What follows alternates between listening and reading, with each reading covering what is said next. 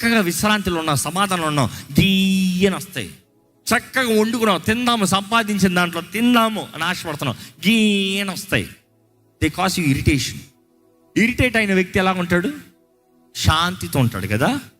No, irritate అయిన వ్యక్తి అందరిని ఇరిటేట్ చేస్తాడు. ఆడికి ఇరిటేషన్ అయిందా అందరు పని అయిపోయింది.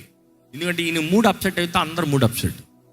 ఈయన మూడ్ అప్సెట్ అయినప్పుడు మిగిలిన వాళ్ళు సంతోషంగా హాహా నవ్వుకుంటూ ఆనందంగా ఉంటే ఎలా ఉంటుంది చెప్పండి? వెళ్ళి ఏదో ఒక పొల్ల పెట్టి ఏదో ఒక తిట్టి మనసంతా ఇల్లంతా అంధకారంగా చేసి వెళ్ళిపోతాడు. You see, that is what the work of the devil. ఈరోజు ఎంతోమంది కుటుంబాల్లో సమాధానం పాడైపోతాం.